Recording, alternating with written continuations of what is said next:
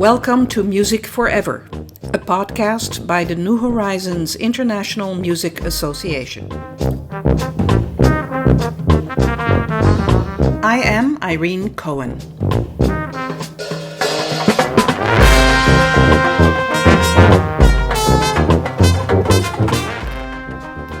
Carol and Alex Neubert are retired educators from Northampton, Massachusetts. They became musically active in retirement when they joined the New Horizons Band of Northern New York in Potsdam.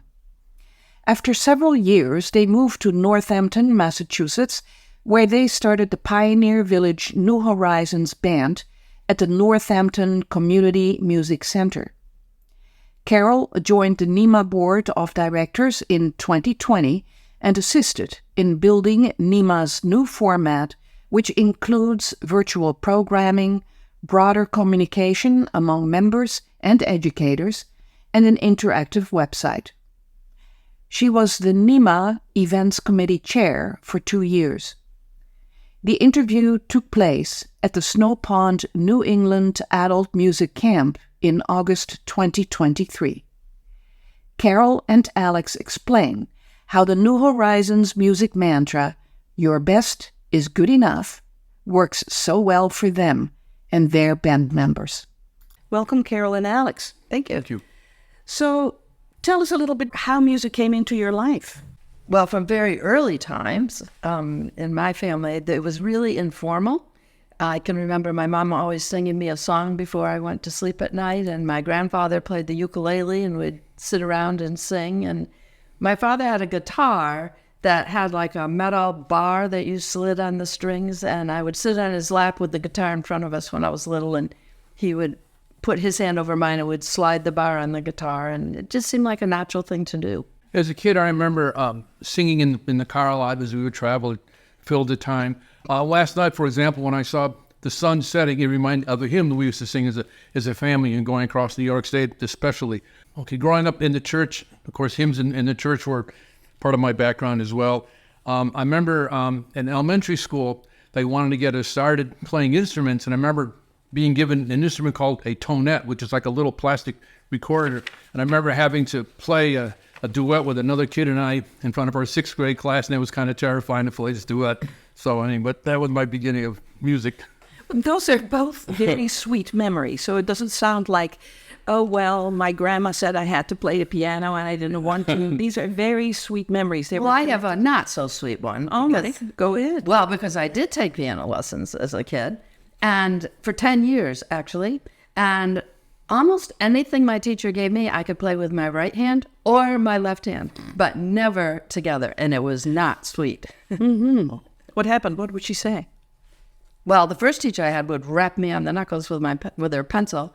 The others, I think, just thought, okay, she only has 10 more minutes left at her lesson. When my aunt would come to visit, though, she would always play the piano. I remember standing around the piano in our house playing, I guess it was Victor Herbert songs and maybe with some Leroy Anderson, Syncopated Clock, for example. And that was just kind of fun. So in essence, you started as sort of a vocalist at the back of the car, singing songs and in church. Yeah. Right, not instrumental music. Oh, my dad played violin a little bit and that kind of stuff. Do you still sing? I do from time to time, yeah. I was in a chorus last winter. So then the time came that you wanted to choose an instrument at some point in your life. When did that happen for you? I remember in 7th grade, though, being given a clarinet and said, you will be a clarinet player. But that wasn't an especially good experience. And I was in the band just for 1 year, and then that was it.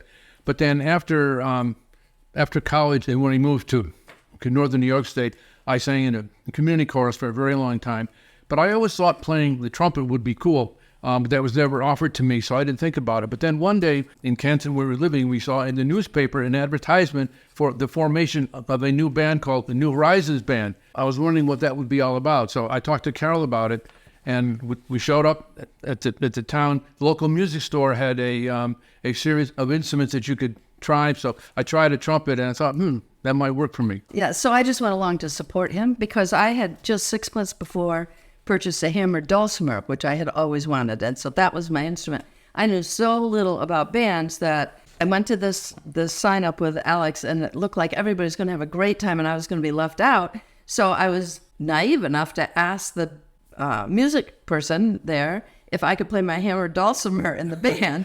And he sort of looked at me and said, well, no, we don't actually have those instruments in the band. So I went back and sat down, and then I thought, nope, he's going to have a lot of fun, and I'm going to be left out. So I asked the people from the music store for a suggestion, and they said, oh, if your husband is playing trumpet, that's B flat, you should play clarinet. So that's how I got to pick the most perfect instrument in the band without even knowing ahead of time. Well, there you go. How is that possible? The most perfect instrument in the band. But saying an instrument was B flat didn't mean a whole lot to me then. It means a little more to me now. That's so funny. Now, before you retired, you had a life. Yes. I worked at the public school. It started out as a special education teacher and then moved into administration. And I taught high school for several years, and then I went into college teaching. It was a very satisfying job. So I did that for 24 years, teaching physics, yeah. Any sort of involvement with music at that time, besides sort of the few things that you mentioned? Only the local choruses, community chorus, and so on. That was it. Well, that was it for us personally as individuals, but we had 3 daughters who were all very involved in music. So we went to many recitals, oversaw many practice sessions. The rule was you can practice your instrument or you can help clean up after supper, do the dishes. So a lot of practicing. And what did they play, or do they play? The youngest one was a trumpeter, and she and Alex played duets once in a while now, which is really fun. Yeah, that's fun. The middle one started out playing the horn, French horn, but she got braces and couldn't continue that, so she switched to sax, alto sax. And the oldest one played some violin, trombone, but she was mostly a pianist, and then also played the organ. And the grandkids, are they starting something, or? The oldest one took guitar lessons. The others have not been particularly. Yeah. I'm just trying to see what the influence of your music making has had on their lives. Well, I would say they're very supportive. Yes. Our daughters and our grandchildren. When we first started this idea from the music guy that we could play duets together didn't take into consideration the trumpet is somewhat louder than the clarinet. As it should be with us. But we practiced together. Our first piece we learned to play together was Hot Cross Buns, which we videoed and sent to our daughters and said, it's payback time.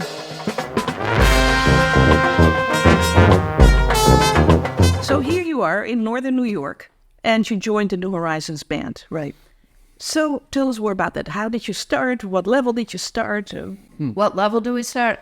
So after this, it was decided I'd play the clarinet. I was so excited. We stopped at the music store on the way home so I could rent my clarinet. Alex was using our daughter's trumpet. And I got home and opened it up to discover it comes in 5 pieces, and I didn't know how to put it together. That's where we started. But so did most of the people in the band. Interestingly, some had played as, in high school or something, but there were a lot of people who were just beginning. And it was a good place to start. If there weren't that many beginners, I think we would have been overwhelmed by the whole band experience. So, yeah, we fit right in. We felt with beginners. Tell us a little bit about that particular band. Is it called the Northern New York New Horizons Band? New Horizons Band of Northern New York. Okay. We were sponsored by the local music school, the Crane School of Music, and they were just wonderful. I remember at 8 o'clock in the morning, Monday mornings, their students who were going out to do student teaching gave us sectional lessons. And I know that was tough for them to get up, but that was part of their curriculum as well. But that was really a good start. And then we could use their facilities, music rooms, and that kind of stuff. So that was good. And it was a wonderful atmosphere to be in, because you walked into this, the practice area of the music school, and there was music everywhere. Yeah, I love that about music schools too. I love that about camp. You hear sounds coming from all over the place. Yeah, it's a very lovely atmosphere. And so how long were you in that band? We were there 5 years, 6 years before we moved. And so then you moved to Northampton. Well, so we immediately joined the community band, which was the only thing available to us at that point, which was a big stretch. It still is a stretch. It still is a stretch. We're still in it almost, 9 years later. But it's different. A community band, a lot of the people in it work during the day. They come in, they practice, and they leave. And there's just not that kind of support like you get in New Horizons. So after a year, we went to the local music center, which mostly gave lessons for children. And we said, let us tell you about New Horizons. We're wondering if this is something we could start here, use your facility, that kind of thing. And it just happened that the director had been at some kind of a director's gathering where this had been discussed. You said your timing is perfect. So And so it was when we went home from camp that year. So it was early September, and by January, everything was in place and it started. Fantastic. You called it the Pioneer Valley New Horizons Band. Is that the name of the area? Right. So it includes like Northampton, Amherst, many little towns around. the Connecticut River Valley. So say Springfield. So when you started, how many people were you able to attract? Right at the beginning, we had about 19 people, and we're up to 35 now. And the instrumentation was really put spread, which is very nice. Yes. It wasn't. Yeah, that worked out really well. We were lucky. And we had a couple of people who were very good on an instrument, who wanted to learn a different instrument. This seemed like a safe place to do that. Yeah, exactly. So you have done this now for how many years with this band? We're going into our 8th year. And are you having beginners, intermediate, advanced levels, or how does this go? Are you still just one band? We're still one band, but we have sectionals. And the band music we play is really varied. So some is very easy, but our director keeps saying, if this seems easy to you, now is when you practice playing music. You don't have to worry about the notes. Think about the dynamics. Think about your tone. Think about blend. It's even if it's easy, in quotes, it has things to challenge you. As our band grows, I think we need to think about maybe different levels just so beginners don't feel overwhelmed and more experienced people don't get bored. The music center also, you can get private lessons there. And I would say the majority of people who have joined the band have chosen to also do private lessons. Right. So that gives them a little bit of support if they're slightly more difficult pieces. But there's also the sectionals every week. So the band meets for 2 hours on Tuesdays, and on Thursdays there's sectionals for an hour.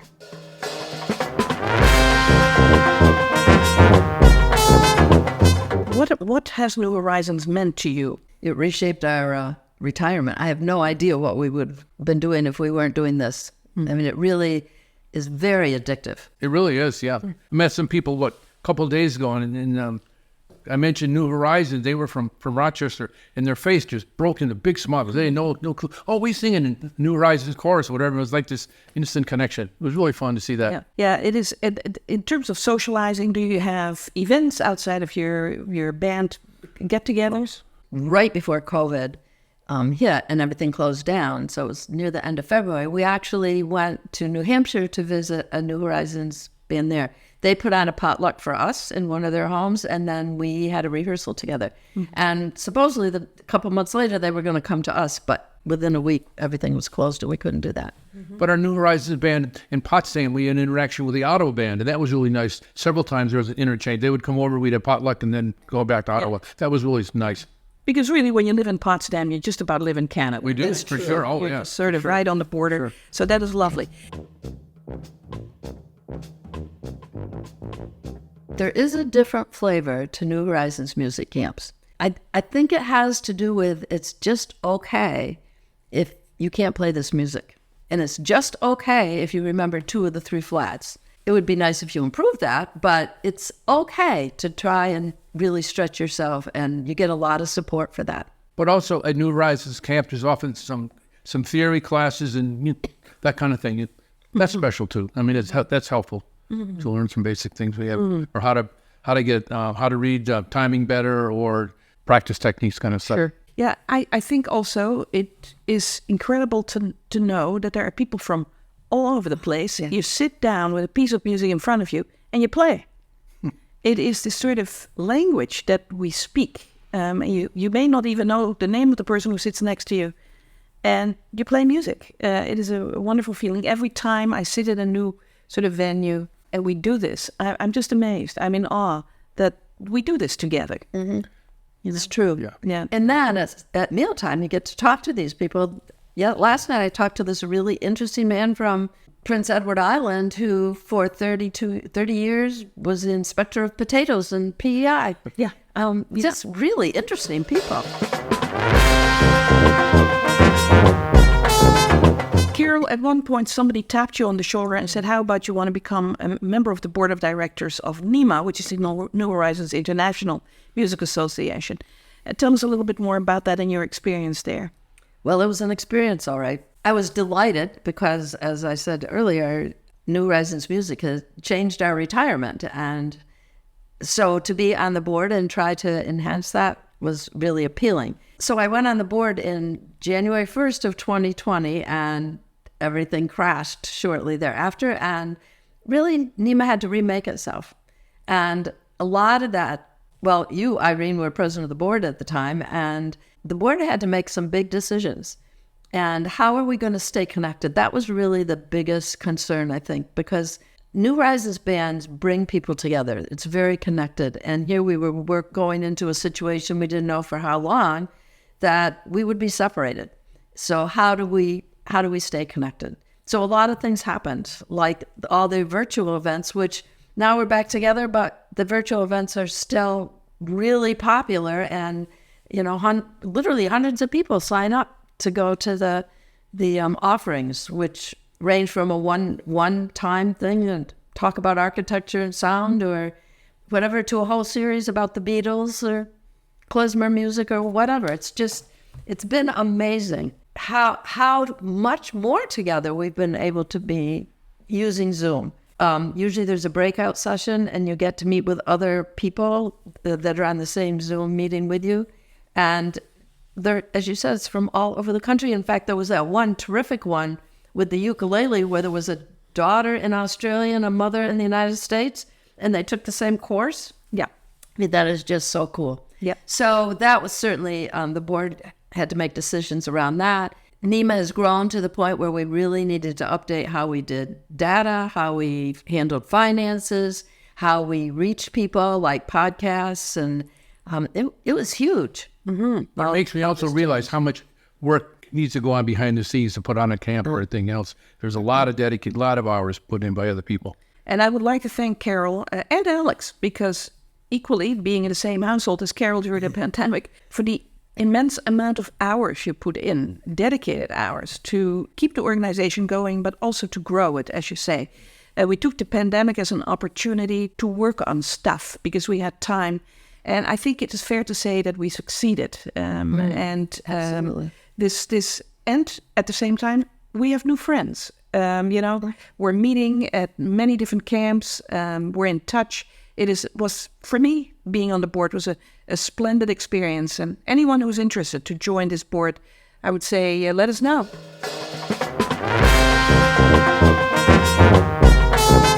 What advice would you give others?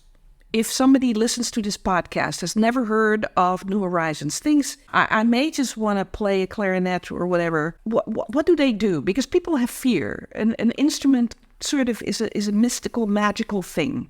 I guess I would say it's become we're thinking about it, a lifetime endeavor. Really kind of, you can keep growing with your instrument, but even if no matter where you start, there's always supportive people around you with New Horizons. It's kind of interesting when I would tell some of my friends, where are you going the end of August? I'm going to band camp. And they just, this huge band camp. What do adults do with band camp? And let me tell you, that was really fun. Yes. Their reaction. And how many friends do we have who have then gone to band camp? Oh, yeah. Yeah, it is impossible to explain for people who haven't been to a band camp how much fun it is to come to a band camp. And but the excitement when you show up, it's really magic. It really is. Yes, but that same magic is also evident every week when you go to you're playing band rehearsal or orchestra rehearsal or whatever New Horizons music program you're in. People, when you help somebody else do something, even if it's just leaning over to tell the trumpet player next to you which fingers to use, there's some kind of a bond that's formed. yes. And whether you ever remember the fingering is sort of inconsequential to what you remember about the person next to you. And people are always very early for any rehearsal. There's always people early for things. Yeah. You know that. And I love the motto, your best is good enough. Because when you mess up, somebody will say that to you. Your best is good enough. And next week, your best will be better. So you're right. It is hard to explain how magical New Horizons music is. Well, I think that is a wonderful statement to end this podcast with. Thank you so much for doing this. And go to class, because otherwise you're going to be late. I know. No, we'll be glad to do that. Thank you. Thank you. All right. Larry. Thank you, Carol and Alex.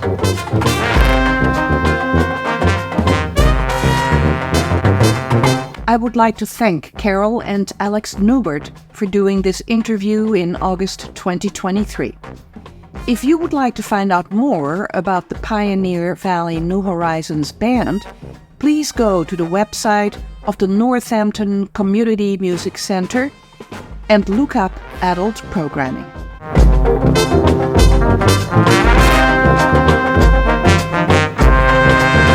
Music for this podcast by Mary Riddle.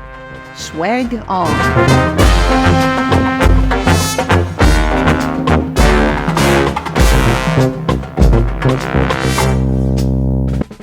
Thanks for joining us for this episode of Music Forever. If you are interested to be interviewed for this podcast, please email us at nimapodcast@gmail.com. That is NHIMA podcast@gmail.com. See you next time.